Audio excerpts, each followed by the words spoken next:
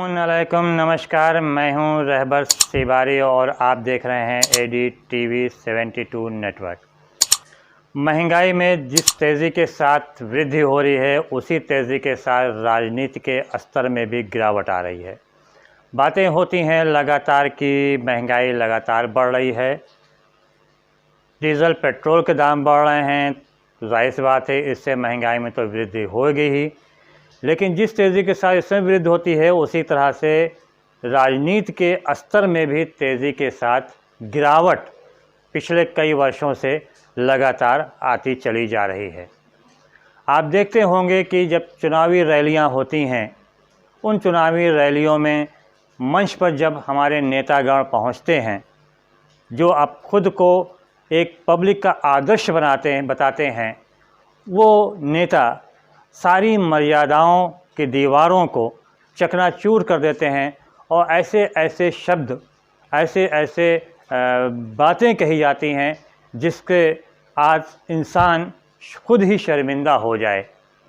लेकिन कभी भी ऐसे लोगों के ऊपर किसी प्रकार की कोई कार्रवाई नहीं की जाती है। अगर की भी आती है तो कभी होता है कि साहब 24 घंटे के लिए चुनाव आयोग ने उनके ऊपर रोक लगा दिया प्रचार प्रसार में। बहरहाल सिर्फ यहीं तक रह जाता है।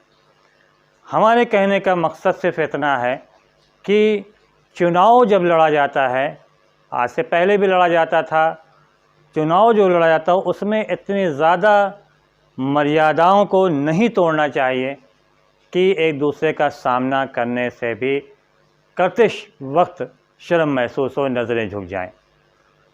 बहरहाल आज हम न तो महंगाई पर चर्चा करेंगे और न ही राजनीति के गिरते स्तर पर ही चर्चा करेंगे।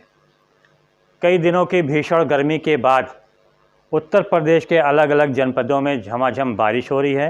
बाहर मौसम काफ़ी सुहाना है, इसलिए कुछ ऐसी बातें किया जाए जो समाज और देश के विकास में महत्वपूर्ण योगदान दे। आपको शायद जानकारी होगी या जानते हैं कि जब भी चुनाव होता है तो विभिन्न राजनीतिक दल अपने अपने घोषणा पत्र जारी करते हैं और विभिन्न प्रकार के दावे करते हैं। इन दावों में और इन घोषणा पत्र में विभिन्न प्रकार की बातें तो की जाती हैं। कोई कहता है कि हम बेरोज़गारी दूर कर देंगे, कोई कहता है हम भुखमरी दूर कर देंगे, कोई लव जिहाद का मुद्दा लेकर सामने आ जाता है, कोई धर्मांतरण का मुद्दा लेकर आ जाता है, कोई बढ़ती आबादी को लेकर मुद्दा लेकर आता है कि साहब बढ़ती आबादी जो है वो देश के विकास में बहुत बड़ा बाधक है। अलग अलग प्रकार के मुद्दे सामने आते हैं और उनकी घोषणा पत्र में भी अलग अलग बातें रहती हैं। लेकिन अगर इनके घोषणा पत्र में किसी चीज़ को स्थान नहीं मिलता है तो वो है एजुकेशन, शिक्षा। शिक्षा को कभी किसी भी राजनीतिक दल ने अपना मुद्दा, प्रमुख मुद्दा नहीं बनाया, बनाना भी नहीं चाहिए। अगर शिक्षा को प्रमुख मुद्दा बना देंगे और शिक्षा के स्तर को बढ़ा देंगे, शिक्षा का स्तर अच्छा कर देंगे, गुणवत्तापूर्ण कर देंगे और 100% साक्षरता हो जाएगी, तो होगा क्या? तो होगा ये कि युवा अपने अधिकार को मांगना प्रारंभ कर देंगे। वो अपना अधिकार, अपने हक़ की आवाज़ को बुलंद करने लगें। क्यों? क्योंकि उनको कानून के बारे में जानकारी हो जाएगी। इसलिए शायद यही कारण ही है कि शिक्षा को बहुत ज़्यादा बढ़ावा नहीं दिया जा रहा है। और मौजूदा समय में अगर आप देखिए तो शिक्षा का स्तर काफ़ी हद तक गिर चुका है। कहीं भी ज़रा से भी पढ़ाई की गुणवत्ता पे बात कहीं भी नहीं किया जाता। बीते दिनों जब दिल्ली में चुनाव होना था तो उस समय एक राजनीतिक दल ने अपने घोषणा पत्र में शिक्षा को मुख्य मुद्दा बनाया था, लेकिन कुछ दिन चले भी, लेकिन उस मुद्दे के ऊपर शाहीन बाग हावी हो गया और शाहीन बाग जब हावी हुआ तो वो शिक्षा का मुद्दा पीछे रह गया और शाहीन बाग ही फिर आगे आ गया कि कोई उसको आतंकवादी साजिश बताने लगा था, तो कोई कुछ बताने लगा। अलग अलग तरीक़े से उसके परिभाषित किया जाने लगा था शाहीन बाग को। और यही वजह थी कि फिर वहाँ से वो जो शिक्षा का मुद्दा लेकर चला गया था, शुरुआत में हुई थी, वो शिक्षा का मुद्दा ही समाप्त हो गया। बहरहाल इस पर बहुत ज़्यादा बहस नहीं करनी। पिछले 1.5 वर्ष से जब से कोरोना संकट आया है, कोरोना महामारी चल रही है, एजुकेशन सेक्टर को पूरी तरह से ठप कर दिया गया है। स्कूल, कॉलेज, शिक्षण संस्थाएं सब बंद पड़ी हैं और ऑफलाइन पढ़ाई पूरी तरह से ठप है। जैसे जैसे कोरोना संक्रमण कम होता गया और नए मामले कम आने लगे तो देखा गया कि एक एक करके सारे सेक्टर को खोला जाने लगा। सारे सेक्टर खुल गए लेकिन नहीं खुला तो एजुकेशन सेक्टर नहीं खुला, क्योंकि डर है कि अगर ज़रा सा भी गेट में थोड़ा सा दरार भी पैदा हो गई और स्कूल का गेट जो है इतना सा भी खुल गया तो कोरोना जो होगा वो उल्टे पैर से पीठ के ऊपर बैग लाद कर अंदर पहुंच जाएगा और छात्र छात्राओं को प्रभावित कर देगा, संक्रमित कर देगा। तो बच्चों की सुरक्षा के लिए स्कूल कॉलेज को पूरी तरह से बंद रखा गया है और इसके ऊपर कोई चर्चा भी नहीं की जा रही कि स्कूल खुलना चाहिए कि नहीं खुलना चाहिए, बच्चों को कैसे पढ़ाया जाना चाहिए। हाँ, एक चीज़ ज़रूर कर दी गई है कि बच्चे पढ़ सकें, उसके लिए ऑनलाइन शिक्षा को मंजूरी प्रदान शासन ने, सरकार ने कर दिया है। अब इस ऑनलाइन शिक्षा के माध्यम पर इसको आधार बनाकर जो बड़े स्कूल हैं, बड़े कॉलेज हैं, बड़े शहरों में जो बड़े कॉलेज हैं, उनके द्वारा अभिभावकों का मानसिक और आर्थिक उत्पीड़न किया जाने लगा। उत्पीड़न इस लिहाज से किया जाने लगा कि वो लगातार अब फीस मांगने लगे कि फुल फीस चाहिए हमको, और ये भी नहीं देख रहे हैं कि कोरोना महामारी के चलते विभिन्न प्रकार के कारोबार ठप हो गए हैं, लोगों की आमदनी कम हो गई, बचत कम हो गई, किसी को सैलरी नहीं मिल रही, किसी को सैलरी मिल भी रही तो आधी मिल रही। तो आखिर ऐसे अभिभावक, ख़ास तौर से जो मध्यम वर्गीय अभिभावक हैं, वो आखिर ये फ़ीस कहाँ से भरें, कहाँ से जमा करें। लेकिन नहीं, उनको रोज़ नोटिस भेजी जाती है, उनको फ़ोन किया जाता है कि आप फ़ीस जमा कीजिए वरना आपके बच्चे को ग्रुप से ही हटा दिया जाएगा, आपके बच्चा ऑनलाइन शिक्षा हासिल नहीं कर सकेगा। नतीजा क्या है? नतीजा ये है कि इस प्रकार के फ़ोन और लगातार दबाव डालने से वो अभिभावक मानसिक तनाव से जूझ रहे हैं और उनकी समझ में नहीं आ रहा कि आखिर वो किस प्रकार से अपने बच्चों के भविष्य को उज्ज्वल कर सकें।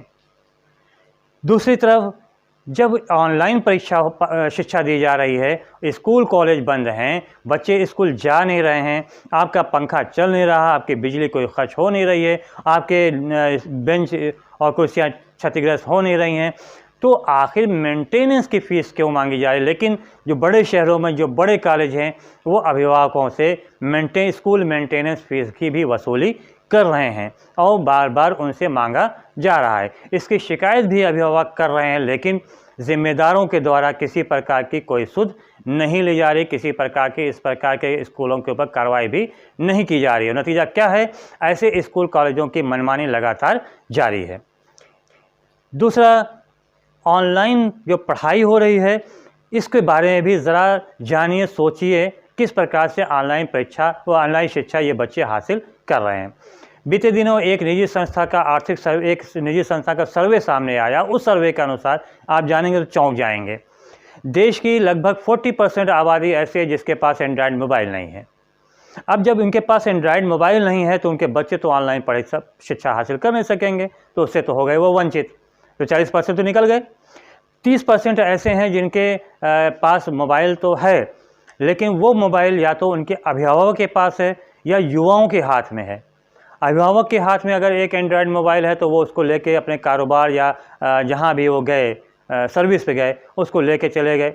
युवाओं के हाथ में जो एंड्रॉयड मोबाइल है उससे तो वो पढ़ाई करावेंगे नहीं छोटे बच्चों को, तो जाहिर से वो अपना ले चले गए, उस पर अपने हिसाब से वो काम कर रहे हैं। तो 30% यही पढ़ाई डिस्टर्ब हुई ऑनलाइन, 70% ऐसे निकल गए। अब बचे आपके 30% में भी 12 से लेकर 15% ऐसे बच्चे हैं जहाँ पे नेटवर्क प्रॉब्लम के चलते वो पढ़ाई हासिल नहीं कर पा रहे हैं। तो अब सोचिए उत्पन्न हो रही है। हम ऑनलाइन के विरोधी नहीं हैं, लेकिन इसका कितना असर बच्चों पे पड़ता है ये हम आपको सिर्फ बताना चाहते हैं। आप अपने बच्चों को इससे बचाने का प्रयास भी करना चाहिए आपको। ऑनलाइन का एक और नया तरीका आजकल एक आ गया है, उसका सामने आया है, खोज हो गई है नए ऑनलाइन पढ़ाई की। वो क्या है? घर बैठे शिक्षक ने किताब में से क्वेश्चन का फ़ोटो खींचा और उसको व्हाट्सएप पर डाल दिया, ग्रुप पे डाल दिया।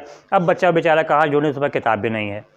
और ज़्यादातर बच्चे ऐसे होते हैं जो उसका आंसर ही नहीं दे पाते, और कुछ बच्चे ऐसे होते हैं जो आंसर देते हैं तो कहीं से बेचारे ढूंढ ढांड के ला के दे देते हैं। अब सवाल ये आता है कि इस प्रकार की जो ऑनलाइन पढ़ाई है, इस प्रकार के ऑनलाइन से किस प्रकार से बच्चे पढ़ेंगे, इसके बारे में कोई सोचने को तैयार नहीं है। और इस प्रकार की ऑनलाइन पढ़ाई देकर जो स्कूल प्रशासन है वो इन अभिभावकों के ऊपर दबाव डालता है फ़ीस जमा करने की, आप फ़ीस जमा करिए अन्यथा आपको ग्रुप से ही बाहर कर दिया जाएगा। तो इससे अभिभावक के ऊपर तनाव रहता है, मानसिक तनाव रहता है, साथ ही उनका आर्थिक प्रताड़ना भी उनकी होती है। तो हमारे आपसे निवेदन है कि अपने बच्चों को ऑनलाइन पढ़ाइए, लेकिन इस बात का ज़रूर ध्यान रखिए कि ऑनलाइन पढ़ाई से आपके बच्चे के स्वास्थ्य पर किस कदर प्रतिकूल प्रभाव पड़ रहा है, उसके खान पान पर भी विशेष ध्यान दें। हम किसी दिन हम किसी नेत्र चिकित्सक और विशेषज्ञ के साथ, मनोचिकित्सक के साथ हम आपके सामने आएंगे, इससे चर्चा करेंगे कि ऑनलाइन पढ़ाई या ऑनलाइन जो लोग काम कर रहे हैं घरों में बैठकर, इसका कितना प्रतिकूल प्रभाव उनके जनजीवन में पड़ रहा है, उनके जीवन में पड़ रहा है, इसके बारे में हम आपको जानकारी देंगे। फ़िलहाल आज के लिए सिर्फ इतना ही।